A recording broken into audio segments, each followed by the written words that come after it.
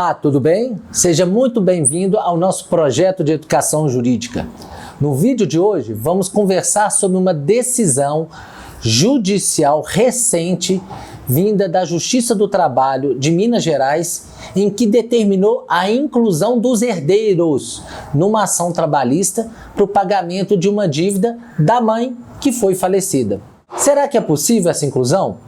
A dívida do falecido passa para os herdeiros? Quais são os riscos, então, sobre o meu patrimônio herdeiro? Vamos juntos descobrir o que a legislação diz sobre esse assunto. Aqui no canal eu te ensino como proteger o seu patrimônio, a sua empresa e, é claro, a sua família.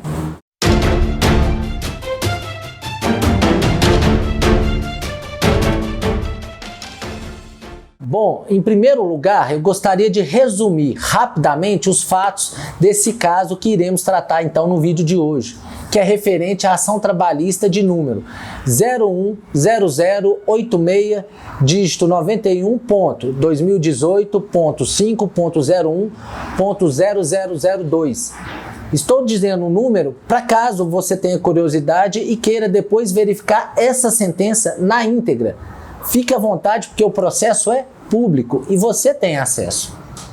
Bom, nesse caso, o funcionário ingressou então na justiça para receber as suas verbas trabalhistas que não foram pagas pela empresa e nem pela sócia. Durante esse processo, a sócia faleceu e os herdeiros informaram então para o juiz que não havia sido aberto inventário dos bens da falecida e pediram que a extinção da ação porque não havia bens para pagamento da dívida nem da empresa e nem da sócia falecida para saldar essa dívida. Só que, ao analisar o caso, o juiz entendeu que o empregado não poderia ficar o quê? No prejuízo, em razão da teoria do risco assumido da atividade econômica. O que é essa teoria? No direito diz que quem assume os riscos das perdas e também dos ganhos da atividade econômica é a própria empresa e os sócios. Com isso, o empregado não pode vir a ser prejudicado e nem muito menos obrigado a suportar os prejuízos dessa atividade caso venha a dar prejuízo. Com base então no artigo 2 da CLT, o juiz reconheceu a responsabilidade da empresa e também dos sócios sobre o pagamento dessas verbas trabalhistas, dizendo que sim, os dois deveriam pagar e o empregado não poderia ser responsabilizado e nem suportar esse prejuízo. Mas em seguida, o juiz, ao se deparar com a informação de que o sócio morreu ao longo do processo, o juiz entendeu então que os herdeiros deveriam ser incluídos nessa ação como responsáveis por essa dívida. Isso porque, nas palavras do juiz, o trabalhador não poderia ser então penalizado nem pela incúria e nem pela esperteza dos herdeiros que optaram por não promover o inventário dos bens da sócia falecida. A ausência de inventário, então, impossibilitava que se formasse o espólio, que é o conjunto de bens e direitos do falecido, e, consequentemente, a sua inclusão dentro do processo judicial para pagar a dívida utilizando os próprios bens do falecido. Como não foi, então, possível formar esse espólio, esse conjunto de bens para ser incluído na ação judicial, o juiz, então, pediu para incluir os próprios herdeiros, com base no artigo 568, inciso 2 do Código de Processo Civil. Assim, os herdeiros foram efetivamente incluídos nesse processo judicial e passaram a responder pelas dívidas da empresa e da sócia que tinha sido falecida, que era a mãe. Bom, dentro desse processo, o juiz também limitou essa responsabilidade com base no artigo 1792 do Código Civil.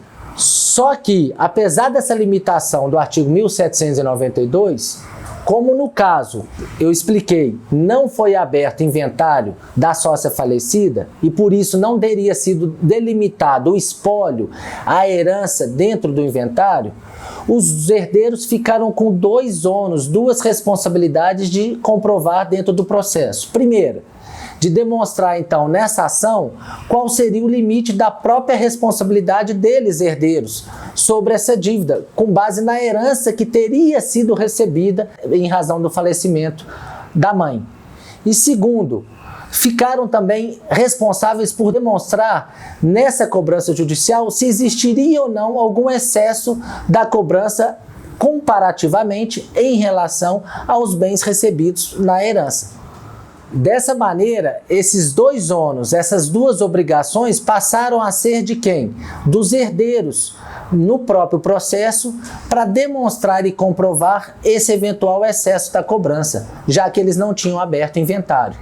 E com isso, caso eles não venham a demonstrar, eles vão acabar respondendo pelas dívidas da empresa com o patrimônio próprio, porque não vai se ter uma delimitação dessa responsabilidade com base no artigo 1792.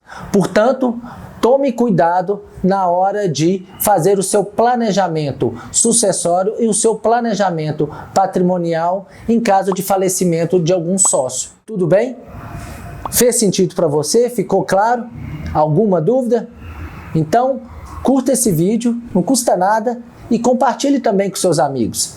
Ajude o nosso canal a chegar a mais pessoas e mais pessoas ficarem bem informados. Até o próximo vídeo. Tchau!